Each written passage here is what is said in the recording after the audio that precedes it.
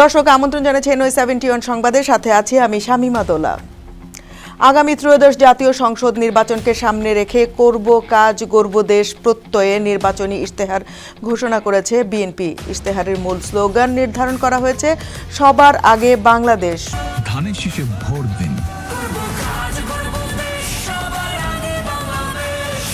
বাংলাদেশ জাতীয়তাবাদী দল। শুক্রবার রাজধানীর সোনারগাঁও হোটেলে আয়োজিত এক অনুষ্ঠানে দলের চেয়ারম্যান তারেক রহমান এই ইশতেহার তুলে ধরেন। বিএনপি তাদের এই ইশতেহারকে 5টি ভাগে বিভক্ত করেছেন, যেখানে আগামী 5 বছরের জন্য মোট 51টি দফাকে বিশেষ গুরুত্ব দেওয়া হয়েছে। এর মধ্যে 9টি প্রধান প্রতিশ্রুতি বাস্তবায়নের অঙ্গীকার করেছে দলটি। আসন্ন নির্বাচনকে তারেক রহমান দলকে নেতৃত্ব দিচ্ছেন এবং এটি তার পক্ষ থেকে ঘোষিত প্রথম নির্বাচনী ইশতেহার। এবার বাংলাদেশ পুনর্গঠনের পালা।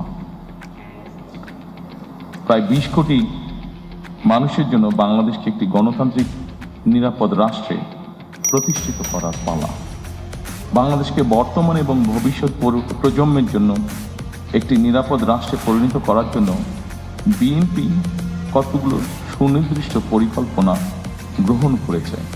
প্রান্তিক ও নিম্ন আয়ের পরিবারগুলোকে সুরক্ষা দিতে ফ্যামিলি কার্ড চালু করা হবে। এর মাধ্যমে প্রতি মাসে 2500 টাকা অথবা সমমূল্যের নিত্য প্রয়োজনীয় পণ্য সরবরাহ নিশ্চিত করা হবে। কৃষকদের ফসলের ন্যায্য মূল্য নিশ্চিত করতে কৃষক কার্ড প্রবর্তন করা হবে। আগামী নির্বাচনে ইনশাল্লাহ জনগণের ম্যান্ডেট নিয়ে আমরা সরকার গঠনে সক্ষম হলে আমাদের একটি পরিকল্পনা রয়েছে।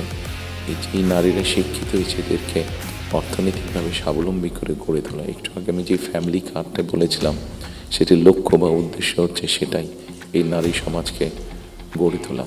দুর্নীতিমুক্ত ও মানবিক স্বাস্থ্য ব্যবস্থা গড়তে বাংলাদেশে 1 লাখ নতুন স্বাস্থ্যকর্মী নিয়োগ দেওয়া হবে। বাস্তব দক্ষতা ও মূল্যবোধ ভিত্তিক নতুন শিক্ষানীতি প্রণয়ন করা হবে। প্রাথমিক শিক্ষার সর্বোচ্চ গুরুত্ব দিয়ে শিক্ষক শিক্ষার্থীদের প্রযুক্তি সহায়তা এবং মিড ডে মিল চালু করা হবে। তরুণদের কর্মসংস্থান সৃষ্টিতে কারিগরি ও ভাষা দক্ষতা উন্নয়ন, স্টার্টআপ সহায়তা ও বৈশ্বিক ই-কমার্স প্ল্যাটফর্মে যুক্ত হওয়ার সুযোগ তৈরি করা হবে। প্রধান লক্ষ্য থাকবে যে কোনো মূল্যে সুশাসন নিশ্চিত করা। এখন এ পর্যন্তই। NY71 এর সাথেই থাকবেন।